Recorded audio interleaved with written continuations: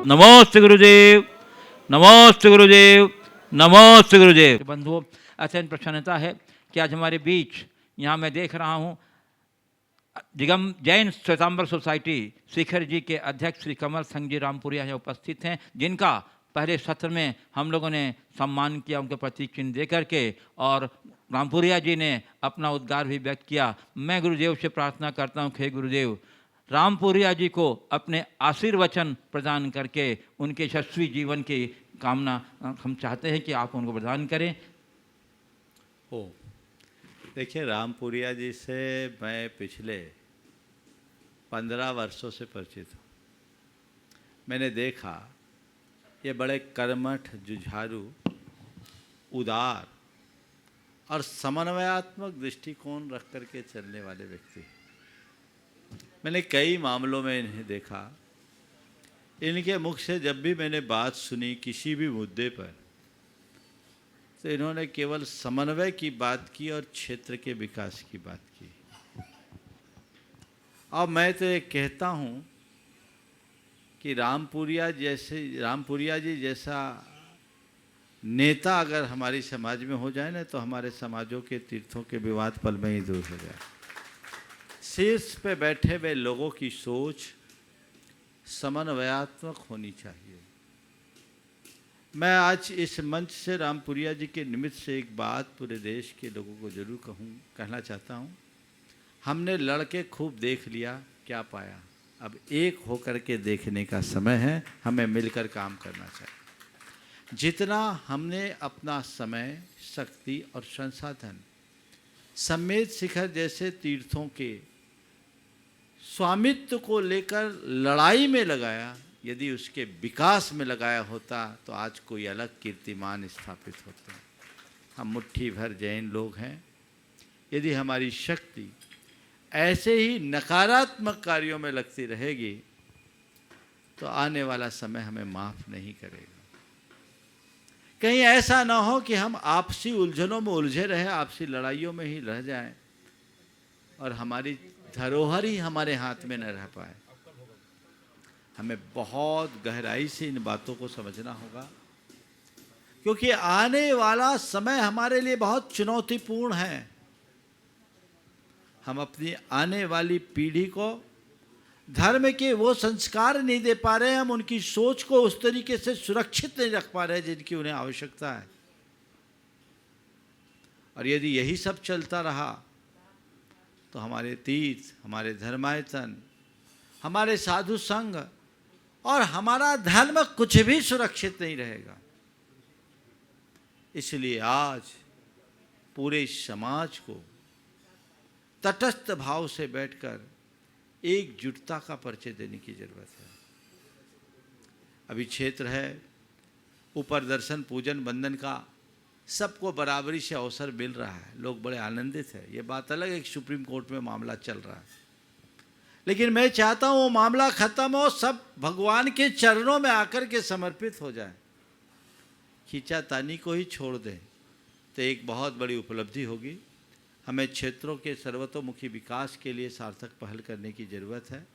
और रामपुरिया जी निरंतर जब भी यहाँ आए हैं, हमारे संपर्क में हमेशा आए, दर्शन के लिए भी आते रहे हैं। ये एक साधु भक्त व्यक्ति हैं, धर्मनिष्ठ व्यक्ति हैं, और ऐसी भावना हर व्यक्ति के हृदय में बने और वे अपने जीवन भर किए गए धर्म सेवा का फल पाए, यही मेरा आशीर्वाद। पूज्य गुरुदेव, अब मैं कुछ ऑनलाइन जिज्ञासुओं का प्रश्न उपस्थित कर रहा हूँ आपके समक्ष।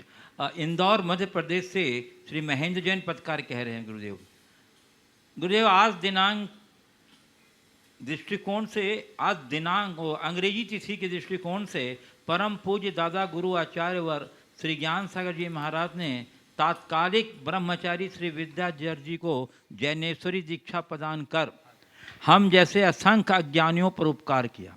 महाराज जी आचार्य ज्ञान सागर जी ने अपने शिष्य मुनि श्री विद्यासागर जी महाराज में मात्र 4 वर्ष 4 माह और 5 दिन की अवधि में ऐसा क्या पाया कि उन्हें अपना आचार्य पद सौंपकर स्वयं नीचे बैठ गए। महाराज जी जैन धर्मी नहीं अपितु सभी धर्मों में यह प्रसंग अविस्मरणीय है। कृपया इस विषय पर अपना प्रकाश। देखिए, मैं तो इतना ही कहता हूँ गुरु से शिष्य की कौन सी बात अनजानी है, सागर को मालूम है बूंद में कितना पानी। वह जौहरी थे और जौहरी को हीरा के परख होती। आपने कहा 4 वर्ष 4 माह लग गए, 5 दिन लग गए। अरे उन्होंने तो उसी दिन ये परख लिया था जिस दिन गुरुदेव उनके चरणों में आए थे, क्योंकि पूत के लक्षण तो पालने में होते हैं। उन्हें संभावना को समझने में विलंब नहीं हुआ, और यही कारण है कि ज्ञान सागर जी महाराज ने अपने ज्ञान का सारा अमृत हमारे गुरुदेव के अंदर उड़ेल डाला, और ज्ञान सागर आज विद्या सागर के रूप में हम सबके बीच प्रतिष्ठित है। इसलिए जो कुछ भी है, मैं तो ये मानूंगा हम सबका परम पुण्य है, जिसके परिणाम स्वरूप आज हमें ये सब उपलब्ध हो रहा है। पूज्य जो बंडा मध्य प्रदेश से प्रकाश चंद जैन कह रहे हैं, महाराज श्री बच्चों को जंगल के पौधों की तरह बनाए रखने के लिए घर के गमलों की तरह नहीं, यदि कोई पानी न भी दे तो भी अपने बलबूते फल फूल सकें, तो हे गुरुदेव हम ऐसा क्या करें कि बच्चे जंगल के पौधों की तरह बन सकें? कृपा समाधान करें। बहुत अच्छा सवाल किया है। बच्चों को जंगल के पौधों की तरह रखें। हाँ, एक मिनट बैठो। बच्चों को जंगल के पौधे की तरह रखें, घर के गमलों की तरह नहीं, क्योंकि घर के गमलों को रोज़ सिंचाई की ज़रूरत है। जंगल के पौधे तो खुद अपने आप का विकास कर लेते हैं। हमें शुरू से उन्हें आत्मनिर्भर बनाने की प्रेरणा देनी चाहिए, उन्हें स्वावलंबन का पाठ पढ़ाना चाहिए। पुराने ज़माने में ऐसा ही होता था, जब अनेक संतान होते थे तो बच्चों के लिए उतना ज़्यादा ध्यान नहीं दिया जाता था। अब 1-2 संतान है तो उनकी ज़्यादा केयरिंग होने लगी है और उन्हें ज़्यादा लाड प्यार मिलने लगा है। बच्चों के प्रति ज़्यादा ध्यान देना और लाड प्यार करना बुरा नहीं है, लेकिन उन्हें लाड प्यार और केयर के चक्कर में उनकी वास्तविक क्षमताओं को कुंठित कर देना ठीक बात नहीं है। हमें चाहिए कि हम इन सब बातों को ध्यान रखें। मेरे संपर्क में एक सज्जन है जिन्होंने महानगर मुंबई में अपना घर बनाया, तो घर के नीचे उन्होंने थोड़ा सा स्थान मिट्टी युक्त रखा, और ऐसा इसलिए रखा कि हमारे घर के बच्चे मिट्टी में खेल सके। महाराज हम तो गांव में पले बढ़े हैं, हम तो मिट्टी में खेले मजबूत हुए, हमारे बच्चे महानगर में हैं, पर वो मिट्टी में खेले, वो मजबूत बने। ये सोच होनी चाहिए। उन्हें स्वावलंबन की प्रेरणा दें, उन्हें साधनों पर निर्भर रहना न सिखाएं। यदि आप प्रारंभ से ऐसा करेंगे तो बच्चे वाकई में जंगल के पेड़ बनेंगे, जो हर मौसम को जूझ सकेंगे। गमले में पेड़ बढ़ता है, पर वो उसके लिए आश्रय देना पड़ता है, हमेशा खाद पानी देना पड़ता है, और वो ज़्यादा उसका कद भी नहीं बढ़ पाता। लेकिन जंगल का पेड़ आसमान को छू लेता है। जीवन के सर्वतोमुखी विकास के लिए व्यक्ति को स्वयं पुरुषार्थ करना होगा और स्वावलंबी होना होगा। वो जो कटनी मध्य प्रदेश से प्रमोद कुमार जैन कक्का, मंत्री दिगंबर जैन पंचायत कटनी कह रहे हैं, महाराज श्री सोने की चेन पहनने से रुतबा बढ़ जाता है, परंतु चैन से जीवन का सोना खत्म हो जाता है। इस सांसारिक परिवेश में सोने की भी अति आवश्यकता है, परंतु उतनी ही आवश्यकता है जीवन में चैन से सोने की भी है। गुरुदेव वर्तमान परिस्थिति में हम दोनों परिस्थितियों का समन्वय कैसे बैठाएं, जिससे हमें सोना और जीवन में सोने और चैन से दोनों से समन्वय बैठ सके। देखिए, सोने में और चैन से सोने में समन्वय बनाना है। आपने कहा सोने की चैन से रुतबा बढ़ता है, पर सोने का चैन खो जाता है, चैन से सो नहीं पाते हैं। मैं सबसे पहली बात आपसे कहूँगा, आप चाहते क्या हैं पहले ये तय करो। अगर रुतबा चाहिए तो तुम्हें गले में चैन डालनी पड़ेगी।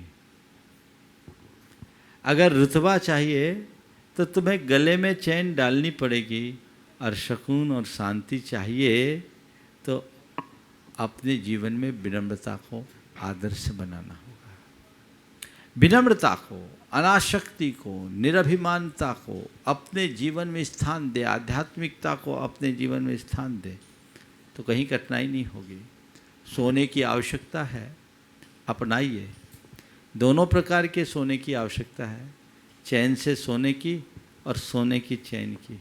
लेकिन एक बात ध्यान रखें, सोने की चैन जीवन का साधन है, और हम साधन को साध्य न बनने दें।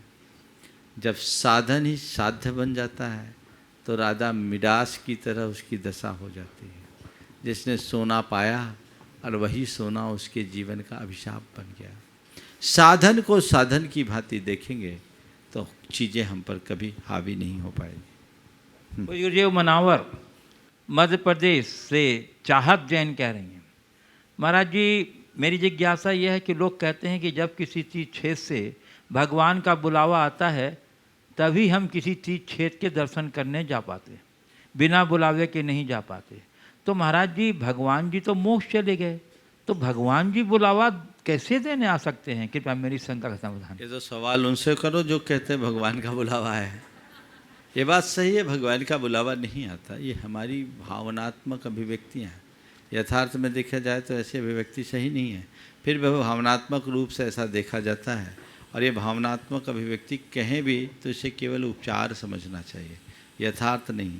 भक्ति भाव में लोग ऐसा कह देते हैं, न भगवान किसी को बुलाते हैं न भगवान किसी को भगाते हैं। लेकिन यदि हमारे मन में ऐसा आभास होता है कि मुझे वहाँ जाना चाहिए और व्यवहार में ऐसा बोल दें तो मैं उसे असंगत नहीं मानता। गुरुदेव सतना मध्य प्रदेश से कविशा जैन सुपुत्री अंशुल जैन अवंती परिवार कह रही है, मैं कविशा जैन अपनी मम्मी के माध्यम से प्रश्न पूछ रहे हूँ। मुझे अपने दादा दादी मम्मी पापा और सभी बड़ों से कैसा संस्कार मिले जिससे हम बड़े होकर अपने परिवार के गौरव को बढ़ा सकें। छोटी हूँ फिर भी प्रश्न इसलिए पूछ रही हूँ कि सभी परिवार के बड़े जन अपने छोटे बेटों को संस्कार देना सीख सकें। छोटी बच्ची का बड़ा प्रश्न है। दादा दादी चाचा चाची और माता पिता से कैसे संस्कार मिले? देखिए, माँ बाप या परिवार का संस्कार बच्चों के जीवन में बहुत महत्वपूर्ण स्थान रखता है और ये संस्कार हर व्यक्ति के हृदय में होना चाहिए। हम कहते हैं परिवार संस्कार गढ़ने की टकसाल है। आप जैसे संस्कार अपने बच्चों को देंगे वैसा ही उनका भविष्य बनेगा। इस छोटी सी बच्ची ने ये सवाल पूछा है तो मुझे लगता है ये सवाल नहीं, पूरे परिवार के लिए एक बड़ी चुनौती है। सबसे पहले तो मैं बड़ों को कहूँगा कि बच्चों में अगर आप वाकई में संस्कार डालना चाहते हैं तो जो संस्कार आप बच्चों में डालना चाहते हैं उसकी झलक आपके जीवन में दिखनी चाहिए।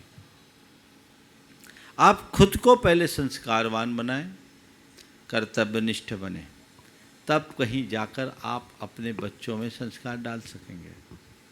आप चाहते हैं कि मेरा बच्चा भविष्य में हमारा आज्ञाकारी बने, हमारा सेवक बने, तो आपको चाहिए कि आप अपने माता पिता के आज्ञाकारी बने और उनकी सेवा करें। हमेशा एक बात ध्यान रखना, बच्चे वही करते हैं जो वो देखते हैं, वे अनुकरण प्रिय होते हैं। जैसा आपके साथ देखेंगे, आपका जैसा व्यवहार देखेंगे, वो वैसा ही व्यवहार आपके साथ करेंगे। मेरे संपर्क में एक सज्जन है, वो कहते हैं महाराज जी मेरा बेटा, आज उनकी उम्र 75 साल की हो गई और बेटा 50 साल का हो गया, लेकिन आज भी बिना पैर दबाए सोता नहीं है।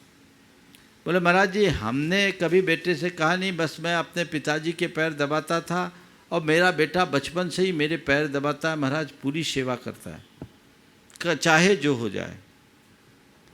और उसका असर ये हुआ कि आज उनका पोता अपने पिता के पैर दबाता है। आप चाहते हैं बच्चों से तो आप दिखाइए ना। मैं एक ही बात कहना चाहता हूँ, अगर आप चाहते हो कि मेरा बेटा श्रवण कुमार बने तो कम से कम अपने पति को श्रवण कुमार बनने दीजिए। श्रवण कुमार के घर ही श्रवण कुमार पैदा होगा, कंस की औलाद तो कंस ही होगी। जो आप चाहते हैं वो आपके साथ दिखना चाहिए। आपके अंदर धर्म निष्ठा होनी चाहिए, पाप भीरुता होनी चाहिए, कुल का गौरव होना चाहिए और संवेदनशीलता होनी चाहिए। ये चारों बातें यदि आप में है तो आपकी संतान पर उसका असर पड़ेगा और संतान को ये चारों बातें उसके हृदय में अंकित कर देना चाहिए। धर्म निष्ठा, कुल गौरव,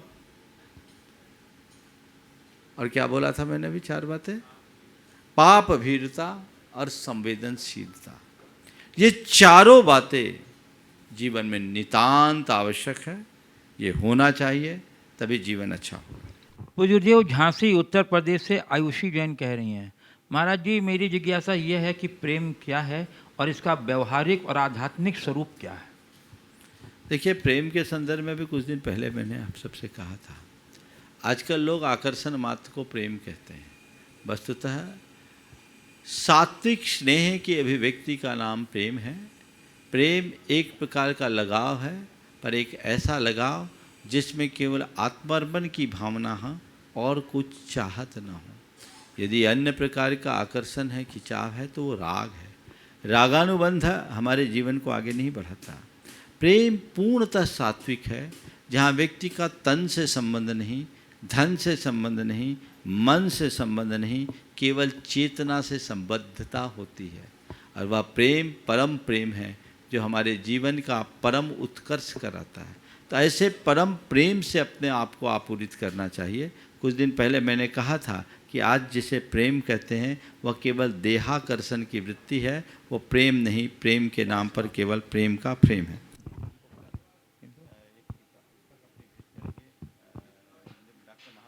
मैं डॉक्टर महावीर जी लिखमावत को आमंत्रित कर रहा हूँ। वह अपनी स्वरचित पुस्तक सम्मेद शिखर जी के ऊपर उन्होंने बहुत अच्छी पुस्तक लिखी है। वो गुरुदेव के कर कमलों में, हाँ, रामपुरिया जी को भेंट कर रहे हैं बंधु लिखमावत जी। रामपुरिया जी को भेंट कर रहे हैं। मैं रामपुरिया जी को भी आमंत्रित कर रहा हूँ। रामपुरिया जी जो श्वेतांबर जैन सोसाइटी के अध्यक्ष हैं शिखर जी से। हाँ, सम्मेद शिखर जी का सचित्र पुस्तक है, जो आज वो महावीर जी लिखमावत के माध्यम से गुरुदेव के द्वारा आशीर्वाद स्वरूप रामपुरिया जी को प्रदान किया जा रहा है। आप जोरदार करतल ध्वनि से उनके सौभाग्य की सराहना कर दीजिए बंधु। पटनी मध्य प्रदेश से सुरभि जैन सतीश जैन पाटन परिवार कह रही हैं, गुरुदेव जिंदगी वह हिसाब है, जिंदगी वह हिसाब है जिसे पीछे जाकर सही नहीं किया जा सकता। इसलिए आज में सुधार करने के लिए हमें पुरानी बातों को अनुभव की तरह इस्तेमाल करना चाहिए, या जो हमारे साथ जीवन में अच्छा बुरा घटता है उसे भूल जाना चाहिए। कृपया समझाएं। देखिए, दोनों काम करना चाहिए। पुरानी बातों को अगर अच्छी है तो उससे अनुभव लेना चाहिए, अनुभव लिया जा सके तो लेना चाहिए, और यदि वो हमें उद्विग्न करते हैं तो हमें भुला देना चाहिए। अतीत में हुई त्रुटियों से हम अनुभव भी ले सकते हैं, और अतीत में लिए हुए बातों को भुला करके हम अपने जीवन का पथ प्रशस्त भी कर सकते हैं।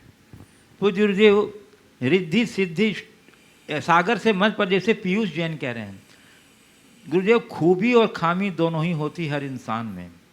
जो तराशता है उसे खूबी नज़र आती है, और जो तलाशता है उसे खामी नज़र आती है।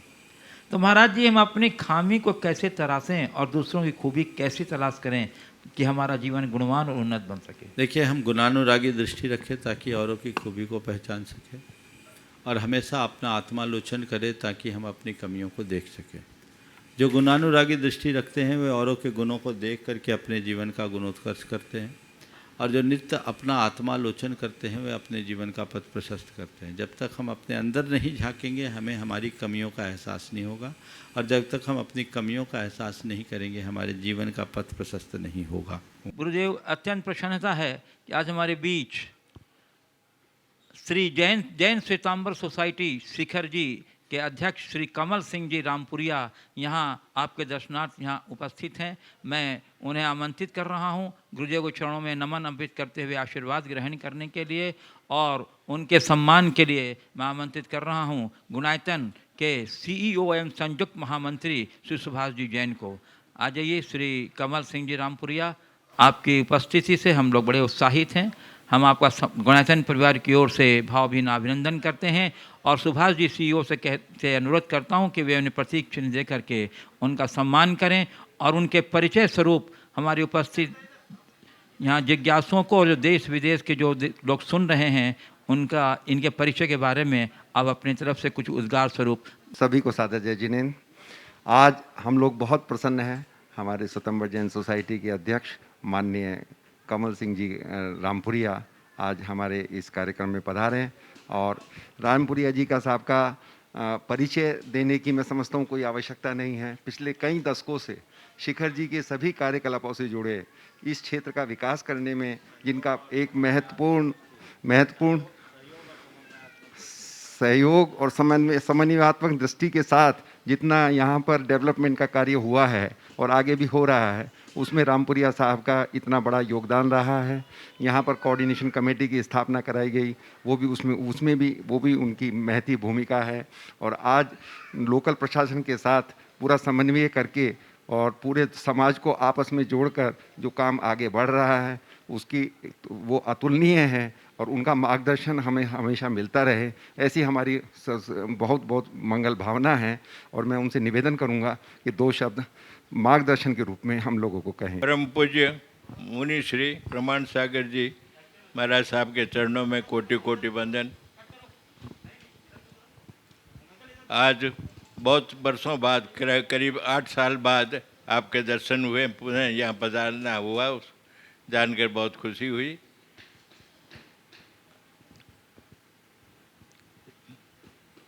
आपका प्रवचन तो कई वहाँ सुनते रहते हैं उसमें, लेकिन प्रत्यक्ष दर्शन करने का इतने वर्ष बाद आज मौका मिला, उसकी बहुत खुशी है।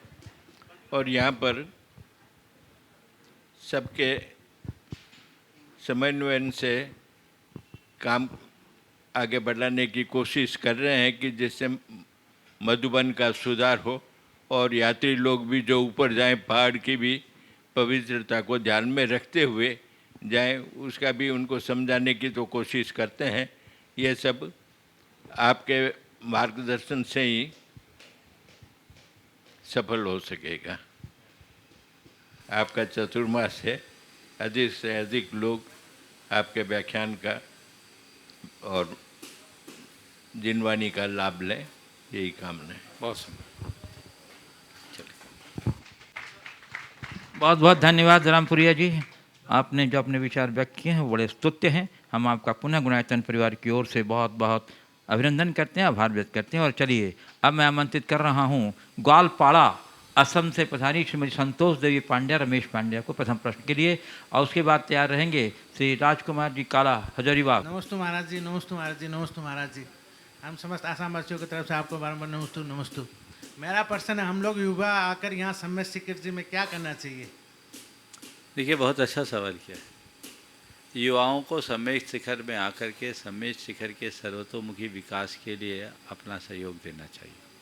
सबसे पहला काम तो युवाओं को एक जागरूकता फैलाने का करना चाहिए कि यहाँ आए तो क्षेत्र की पवित्रता को अक्षुण्ण बनाए रखने में अपना योगदान दें, खुद भी करें और अपने अन्य साथी युवाओं को उसकी प्रेरणा दें, ताकि हमारा क्षेत्र सुरक्षित रहे। आज जब आप पर्वत की वंदना करते हो तो देखते हो कितने पाउच, प्लास्टिक, बोतलों से पर्वत में अंबार लगा हुआ। अगर यही हाल होता रहा तो आने वाले 25-50 वर्षों में पर्वत का वजूद क्या होगा? ये जिम्मेदारी किसकी है? ये युवा लोगों की है। और युवा लोग एक जागरूकता उत्पन्न करें और इस जागरूकता का संदेश पूरे देश को देने के लिए युवा खुद आए और अपने हाथों से पर्वत की सफाई करें। मुझे याद है 2006 और 2007 में जब हमने इस मंच से कहा था तो अनेक युवाओं ने जाकर कार सेवा की थी और एक अच्छा संदेश गया था और कई दिनों तक लोगों ने उसका अनुकरण भी किया। अब पुनः इसकी आवश्यकता है। समय अनुकूल होते ही, जैसे समय अनुकूल हो, युवाओं को आगे आना चाहिए और अलग अलग ग्रुप बनाकर, जत्था बनाकर के पर्वतराज की स्वच्छता का अभियान बनाना चाहिए। क्षेत्र की सुरक्षा तभी हो पाएगी। मैं आमंत्रित कर रहा हूँ श्री राजकुमार जी काला हजारीबाग को, तैयार रहेंगे श्री सुभाष जी जैन, CEO एवं संयुक्त महामंत्री गुणायतन शिखर जी। गुरुदेव के चरणों में सशत बंदन, सशत नमन। विधान करना और कराना एक धार्मिक कार्य है। निश्चित रूप से धर्म की प्रभावना बढ़ती है। गुरुदेव, शांति विधान हो, तीर्थंकर विधान हो या भक्तामर का विधान, कोई भी विधान हो, निश्चित रूप से घर की सुख समृद्धि शांति के लिए, मानवता के कल्याण के लिए यह विधान हम लोग करते हैं। आपके सानिध्य में दिनांक 17/7/21 को आपके मार्गदर्शन में 24 तीर्थंकर विधान सिद्ध चक्र महामंडल विधान का कार्यक्रम हो रहा है। इस विधान के महामत्व पर आप अपना निर्देश दें। देखिए, सिद्धचक्र विधान के महात्म को बताने की कोई ज़रूरत नहीं, सबको पता है। अब तो बच्चा बच्चा जानता है कि सिद्धचक्र विधान की क्या महिमा है। अब इसे बोलने की ज़रूरत नहीं है। पिछले 4 वर्षों में 5 वर्ष हो गए, बहुत बृहद आयोजन सिद्धचक्र विधान के हुए। और हमारे देश में तो खासकर दिगंबर परंपरा में हर व्यक्ति के मन में एक साध होती है कि मुझे जीवन में कम से कम एक बार सिद्धचक्र विधान तो करना ही। मैंने कुछ दिन पहले भी बोला था कि अपने जीवन के मूल मनोरथों में सम्मेद शिखर की वंदना, भगवान की प्रतिष्ठा कराना, सौधर्मिंद और माता पिता बनना और जीवन में एक बार सिद्ध चक्र विधान करना, ये प्रत्येक गृहस्थ के लिए बहुत बड़ी बात होती है। सिद्ध चक्र विधान की महिमा का अंदाज केवल इस बात से लगा ले कि कई पापों के प्रायश्चित के रूप में सिद्ध चक्र विधान का विधान है। अपने जीवन पर्यंत किए गए ज्ञात अज्ञात पापों का प्रायश्चित व्यक्ति सिद्ध चक्र विधान के माध्यम से कर सकता है। तो इसलिए एक बार सिद्ध चक्र विधान तो करना ही चाहिए। ये अपने आप में संपूर्ण आराधना है और सिद्धों की इस आराधना के निमित्त से हम अपने जीवन का पथ बहुत आसानी से प्रशस्त कर सकते हैं। इसलिए इसकी तरफ हमारी दृष्टि होनी चाहिए। आने वाले 17 तारीख से जो सिद्ध चक्र विधान है, ये संस्कृत का मूल विधान है। उसके आनंद के विषय में मुझे कहने की ज़रूरत नहीं है। लोग आनंद लेते हैं, भरपूर आनंद लेते आ रहे हैं और इस बार भी लेंगे। और चूँकि मंडलों की संख्या हमने सीमित रखी है कोविड की स्थिति को देखते हुए, तो यहाँ लोगों को आने की स्वीकृति तो हमने अभी नहीं दी है। बस सीमित लोग ही यहाँ रहेंगे ताकि सब सुरक्षित होकर के उसका लाभ ले। पर घर बैठे जैसे पिछले कार्तिक के विधान में लोगों ने अपनी सहभागिता दी, मैं चाहूँगा इस बार भी जिनको घर में बैठ कर के विधान करना है वो पूरा आनंद ले और 1-2 दिन में ऐसी व्यवस्था भी उनको दे दी जाए ताकि वे अपना एक प्रकार से सारा संपर्क और सूचनाएं दे दे, जिसे एक प्रकार का पंजीयन या रजिस्ट्रेशन के रूप में देखा जा सके, वो कर ले ताकि यहाँ से सीधी उनको जानकारी मिल सके, संपर्क मिल सके और उनका पूरा विधान अच्छुन्न रूप से चल सके। लोगों को घर बैठे सिद्धों की आराधना का एक अनुपम अवसर है। अष्टानिका का पर्व और सिद्ध क्षेत्र सिद्ध चक्र महामंडल विधान, जिसमें द्रव्य क्षेत्र काल भाव चारों मंगल है। हर जीव के अंदर श्रद्धा है, सम्यक दृष्टि है तो द्रव्य मंगल है। ये सिद्ध क्षेत्र सम्मेद शिखर है सो क्षेत्र मंगल है। अष्टानिका का काल है सो काल मंगल है और पुण्य का शुभ भाव है सो भाव मंगल है। केवल मंगल ही मंगल है। ऐसे मंगल घड़ी का आनंद सबको लेना चाहिए। गुरुदेव, बहुत से लोगों ने उसकी पीडीएफ की फाइल मंगाई है। बिल्कुल सबको भेजिए और ये सबको कल परसों तक प्रमाणिक ऐप में भी उपलब्ध कराने की व्यवस्था करा दी जाए। हाँ, कल से हो जाए। एक पंजीयन का फॉर्म भी उसमें अपलोड कर दिया जाए जैसे पहले किया, ताकि उन तक व्यक्तिगत रूप से लिंक भी भेजी जाए ताकि कहीं किसी प्रकार के प्रसारण में उलटफेर हो जाए तो इस लिंक के माध्यम से वो अपने कार्यक्रम को कंटिन्यू कर सके। कल या परसों इसकी पूरी जानकारी दे दी जाए। नमोस्तु गुरु। श्री सुभाष जी जैन, सीईओ एंड संयुक्त महामंत्री गुणायतन शिखर जी, और उसके बाद तैयार रहेंगे श्रीमती प्रिया चिंतन जैन, अहमदाबाद। परम श्रद्धेय गुरुदेव के चरणों में शत नमन। गुरुदेव सिद्ध भगवान सिद्धालय में विराजमान है और वो निष्क्रिय अवस्था में रहते हैं, केवल जानते और देखते हैं। गुरुदेव, वही हमारा सभी प्राणियों का जो भी धर्म के मार्ग पर लगना चाहते हैं, वही हमारा लक्ष्य है। तो हमको इस लक्ष्य में चलते हुए अगर हम निष्क्रियता की तरफ चलें तो वही उचित है, या फिर धर्म के मार्ग पर सक्रिय रहते हुए, धर्म कार्यों को करते हुए, बहुत सक्रियता करते हुए जिसमें विकल्प भी आ जाते हैं, वो मार्ग उचित है, या फिर निष्क्रिय होकर सिद्ध भगवान के मार्ग पर चलना उचित है? गुरुदेव, देखिए, 2 मार्ग है, एक प्रवृत्ति का एक निर्वृत्ति का। प्रवृत्ति के मार्ग में विकल्प है और निर्वृत्ति के मार्ग में निर्विकल्प है। जिन्होंने सिद्धत्व को प्राप्त किया है वो प्रवृत्ति से निर्वृत्ति की ओर गए हैं तभी पाए।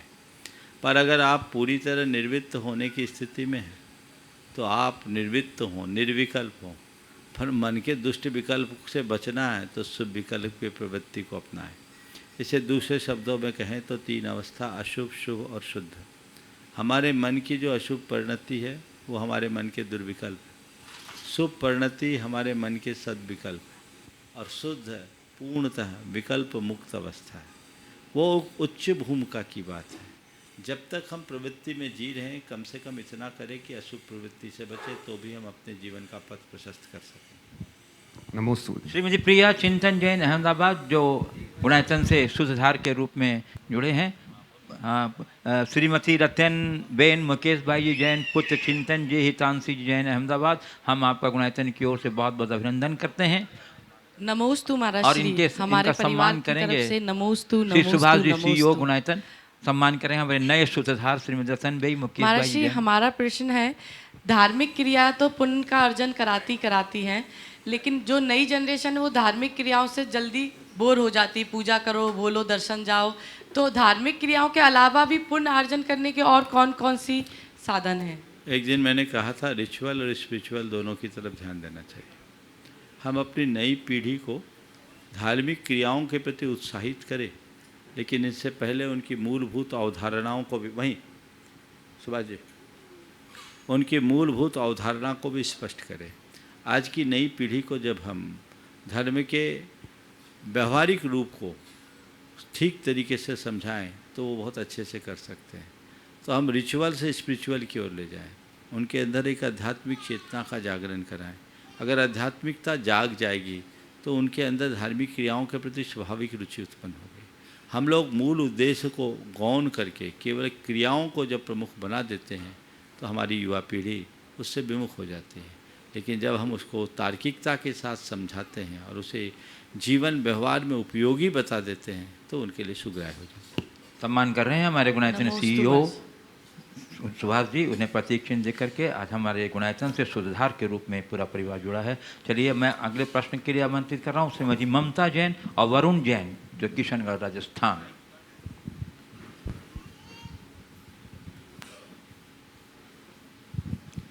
मुनिश्री प्रमाण सागर जी महाराज के चरणों में त्रिवार नमोस्तु नमोस्तु नमोस्तु।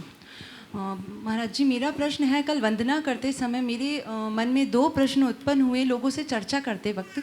सम्मेद शिखर जी का सबसे ऊंचा टोक पार्श्वनाथ भगवान का टोक माना जाता है और मान्यता भी उसी की है, तो क्या केवल पार्श्वनाथ भगवान की टोक की वंदना करने से संपूर्ण वंदना हो जाती है?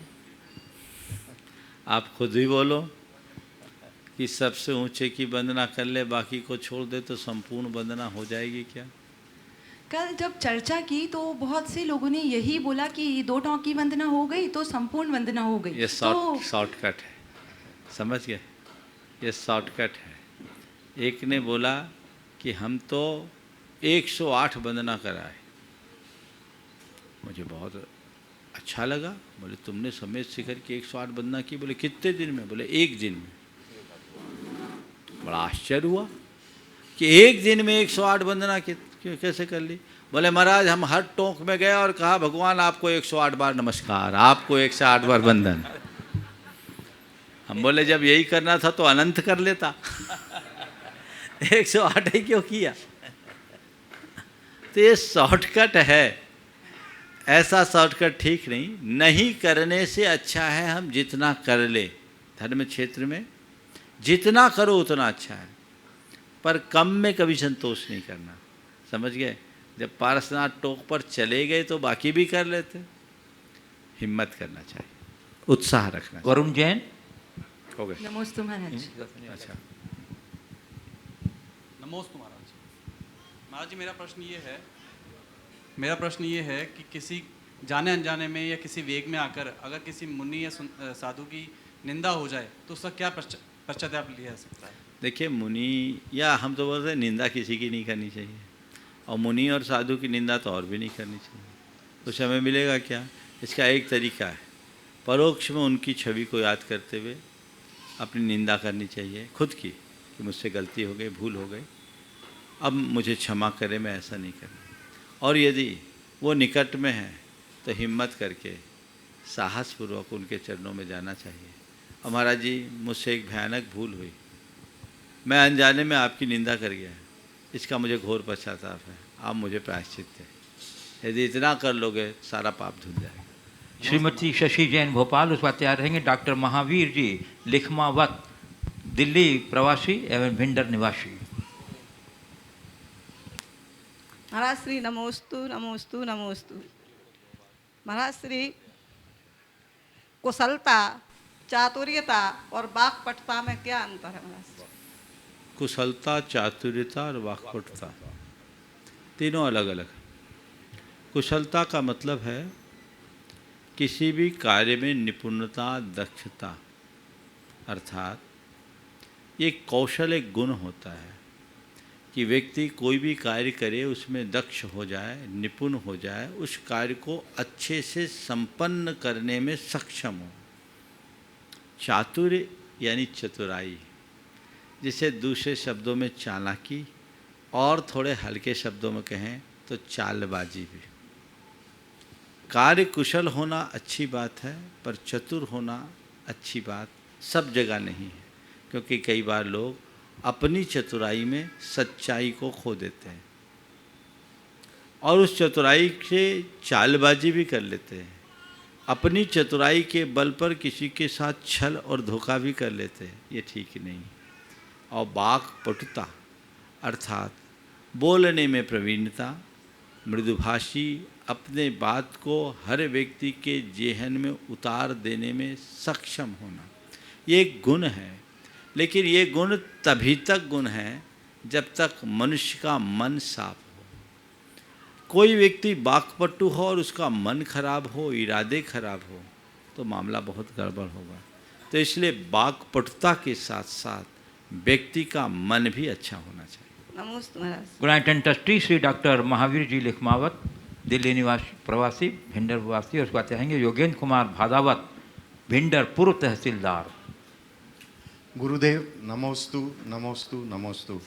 गुरुदेव, जो मैं पूछने जा रहा हूँ आज व्यावहारिक शंका, वो साधारण है और आपका रिस्पांस असाधारण हो तो हम वो परिवार का मुखिया, और मुखिया से मेरा मतलब है ऑर्गेनाइजेशन का मुखिया, परिवार का मुखिया, कॉरपोरेट का, मल्टीनेशनल का, और उसको राष्ट्रीय स्तर पे कैसे ले जा सकता है मुखिया, क्या रोल होना है, क्या जिम्मेदारी है, और वो अपने आप में किस तरह से रोल मॉडल हो, ये आपसे। बहुत अच्छी बात आपने की है। मुखिया का रूप कैसा होना चाहिए? मैं तो ये कहता हूँ मुखिया यानी नायक। नायक कौन हो? उसका व्यक्तित्व ऐसा हो कि लोग उसके पीछे चलने के लिए आतुर हो जाए। पर ऐसा कब होगा? जब वो स्वयं को औरों के बीच एक आदर्श के रूप में स्थापित करेगा। उसे चाहिए कि वो सभी को के बीच अपने आप को इस तरह से प्रस्तुत करे कि वो सब लोग उसे अपना आदर्श माने। दूसरी बात, वो अपने सहयोगियों को हमेशा प्रोत्साहित करे और श्रेय स्वयं लेने की जगह औरों को बांटना शुरू करे। यदि सहयोगियों से कोई गलती हो जाए तो उन्हें समझाने की कोशिश करे, डांट फटकार न करे। छोटी मोटी गलतियों को नज़रअंदाज करे, बड़ी गलती हो तो उसे सुधारने की कोशिश करें, डांट फटकार से बचे। और कोई भी अच्छाई हो तो उसकी क्रेडिट खुद लेने की जगह औरों को दें। टीम भावना बना करके चले। कोई भी अच्छा कार्य करे तो उसकी प्रशंसा करे, तहे दिल से करे। यदि ये सब सारे गुण किसी व्यक्ति में आ जाए तो मैं समझता हूँ सब लोग उसके पीछे चलने के लिए अपने आप आतुर हो उठेंगे। एक छोटा सा सप्लीमेंट है। बोलो। एक हेड ऑफ द फैमिली ये कहे, ये सुनने में मौका है कि मेरे जितने भी टुकड़े हो जाए ये परिवार आगे नहीं बढ़ेगा या काम नहीं होगा, तो उस परिवार का क्या होगा? ये सोच गलत है। देखिए, जैसे पेड़ उगता है तो बढ़ता है, और बल्कि पेड़ को जितना काटा जाता है उतना बढ़ता है। हम तो जब आपके राजस्थान में थे, खासकर शेखावटी क्षेत्र में, तो उधर आपके खेजली वगैरह के बहुत पेड़ थे। तो जब मैंने देखा दिसंबर जनवरी के महीने में, दिसंबर उनको बिल्कुल कुतर दिया जाता था। मैंने पूछा इन पेड़ों को एकदम ठूट क्यों बना दिया? बोले महाराज जी, इनको जितना कुतरा जाएगा इतना बढ़ेंगे।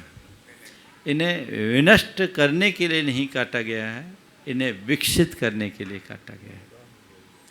तो अगर हमें परिवार में किसी वजह से विभाजन भी करना है और वो विस्तार की भावना से है तो गलत नहीं। मुखिया का जहाँ तक सवाल है, चाहे तुम मेरे कितने टुकड़े कर दो, मैं परिवार को आगे नहीं बढ़ने दूंगा, ये सोच कतई अच्छी नहीं है। बल्कि परिवार को बढ़ाने की भावना हर मुखिया के अंदर होनी चाहिए और ये सोचना चाहिए चाहे जो हो जाए हमें परिवार को एकजुट रख करके आगे बढ़ना है, बढ़ाना है। ऐसा प्रयास करने में ही हम सफलीभूत होंगे। हाँ, श्री योगेंद्र जी भादावत। नमस्तु गुरुवर। हम दैनिक जीवन में साधु संतों के प्रवचन सुनते हैं और कई प्रकार के हम ये पुस्तकें आदि से सीखते हैं, लेकिन हम ऐसा क्या कार्य करें कि उसको हमारे जीवन में शुरुआत कहाँ से करें कि वो हमारे जीवन में हम उसको फॉलो कर सकें। आज सुबह का प्रवचन सुना था, वो सुना, पर शुरुआत कहाँ वहीं से से करें? शुरू करो। पहला कदम, सबसे पहली बात, अब तो आप रिटायर हो गए, पहला संकल्प लो कि मैं कुलाचार का दृढ़ता से पालन करूंगा और इसके साथ अपने आप को आध्यात्मिक प्रेरणा से भरूंगा। उसके लिए प्रवचन सत्संग तो है ही, नियमित भावना योग करना शुरू करिए, आपके अंदर एक बदलाव आएगा, राह मिलते जाएगी। नमस्ते गुरु। मधुबाला भादावत भिंडर, उसका तैयार नहीं, कैलाश देवी लिखमावत भिंडर। मुनिश्री के चरणों में कोटिशः नमन। मुनिश्री, मेरा प्रश्न यह है कि हमारी जनरेशन और आज के जनरेशन के बीच तालमेल कैसे बिठाएं, और हम जो कहते हैं उनको गलत लगता है, तो महाराज जी ऐसा क्या करें हम कि वो हमारा सही उनको सही लगे। देखिए, जनरेशन गैप तो हमेशा रहा, हर पीढ़ी में रहा। आज हम लोगों को लगता है कि आज की जनरेशन को हमारी बात गलत लगती है, और जब हमारे पुरखे थे उनको भी लगता था कि नई जनरेशन को हमारी बात अच्छी नहीं लगती। तो ये समय के अनुरूप परिवर्तन है, हमें चाहिए कि हम इस परिवर्तन को स्वीकार करें। जो जिस जनरेशन के लोग हैं उनको उनकी तरीके से चलने दें, उनके साथ ज़्यादा रोक टोक न करें। एक बात होनी चाहिए, मेरी राय में रोक टोक, टोका टाकी, टीका टिप्पणी की प्रवृत्ति अच्छी नहीं है। हम इतना भर करें कि उन्हें एक बाउंड्री लाइन खींच दें और कहे बेटा इस दायरे के भीतर रहकर तुम्हें जो करना है सो करो, हमें कोई कठिनाई नहीं, हमारी तुमसे कोई असम्मति नहीं, लेकिन हमें अपनी मौलिकता को सुरक्षित रखते हुए ही आगे बढ़ना है। बस इतनी सी समझ मन में बना, रास्ता प्रशस्त। कैलाश देवी लिखमावत भिंडर दिल्ली, उसके बाद तैयार रहेंगे श्रीमती चंद्रकला जी पाटनी रांची, यूनाइटेड ट्रस्टी। घड़ी की सुई नियम से चलती है, हम ऐसा क्या कार्य करें बराबर नियम से चले। घड़ी की सुई नियम से कब चलती? जब उसके सारे पुर्जे व्यवस्थित होते हैं। एक भी पुर्जा इधर उधर हो जाए तो क्या होगा? गड़बड़ होगा ना। तो घड़ी की सुई तब चलती है जब उसके सारे पुर्जे व्यवस्थित रहते हैं। हम भी अगर अपने जीवन को व्यवस्थित कर ले तो हमारी ज़िंदगी की घड़ी कभी रुकेगी नहीं, अनवरत चलते रहेगी, हमें कुछ सोचने की ज़रूरत नहीं पड़ेगी। श्रीमती चंद्रकला जी पाटनी रांची, यूनाइटेड ट्रस्टी। महाराष्ट्री समय, सेहत और संबंध, समय, सेहत, संबंध, इन पर कीमत का लेबल नहीं लगा होता। इनको तो खो करके ही हम लोगों को पता चलता है इनकी कीमत। तो इनको खोने के पहले ही हम लोग इनकी कीमत कैसे पहचानें? बहुत अच्छा सवाल है। समय, सेहत और संबंध, इन पर कीमत का लेबल नहीं लगा होता है। इनका पता इन्हें खोकर ही चलता है। खोने से पहले इनकी कीमत हम कैसे पहचानें? मैं एक वाक्य में उत्तर पहले ये दूंगा, जिन्होंने समय, सेहत और संबंधों को की उपेक्षा की, उन्हें खोया, उनका हाल देख लो। जिन्होंने समय की परवाह नहीं की, समय ने उन्हें कहीं का नहीं छोड़ा। जिन्होंने संबंधों को महत्व नहीं दिया, उनकी संबंध कैसे आज दिख रहे हैं। और जो सेहत के प्रति लापरवाह रहे, उनकी दशा कैसी है देख ले, तो हम अपने आप को संभाल सकते हैं। खोने से पहले यदि हम इनकी कीमत करना सीख जाएंगे तो हमारे जीवन में कभी किसी प्रकार की विसंगति बचेगी ही नहीं। हर पल समय का मूल्य समझो, एक एक क्षण कीमती, ये जानो अपने जीवन की एक एक सांस मूल्यवान है। ये एहसास अंदर होना चाहिए। खोया हुआ समय फिर लौट कर नहीं आता, ये समझ अपने अंदर होनी चाहिए और ऐसी पक्की धारणा बन जानी चाहिए। अगर ऐसी धारणा बन जाएगी तो हम कभी समय को खोएंगे नहीं। और संबंध हमारे जीवन का मूल है। हम संपत्ति को जोड़ सकते हैं, खोने के बाद दोबारा भी जोड़ सकते हैं, लेकिन संबंधों को जोड़ना बहुत मुश्किल होता है। और मनुष्य सामाजिक प्राणी है, बिना संबंधों के वह अपने जीवन को आगे नहीं बढ़ा सकता। वो अपने आप में एकाकी जीवन नहीं जी सकता, वो नीरसता से भर जाएगा। तो अपने संबंधों को और अच्छा बनाना है, मजबूत बनाना है, तो मनुष्य को चाहिए कि वह संबंधों को प्रगाढ़ बना कर रखे। जिनके संबंधों में मधुरता, उनके जीवन को देखे, और जिनने संबंधों को खराब किया उनके अंदर झांक कर देखे और तय कर ले संबंध का महत्व क्या है। और जहाँ तक सेहत का सवाल है, सेहत के बिना तो कुछ होता ही नहीं। हम लोग तो कहते हैं पहला सुख निरोगी काया। सब कुछ हो और शरीर रोगग्रस्त हो तो व्यक्ति के लिए कोई अर्थ नहीं रहता, उनका कोई मूल्य और महत्व शेष नहीं बचता। तो हमें चाहिए कि हम इनका बराबर मूल्यांकन करें और अपने जीवन को उसी दिशा में आगे बढ़ाने की कोशिश करें। तो जो खोए हैं उनको देखेंगे तो हम इनको खोने की फिर गलती कभी नहीं कर सकेंगे। इस प्रकार आज के इस सत्र को परम पूज्य गुरुदेव के चरणों में नमन अर्पित करते हुए मैं यहीं पर विराम दे रहा हूँ। बोलिए परम पूज्य आचार्य गुरुवर श्री विद्यासागर जी महाराज की।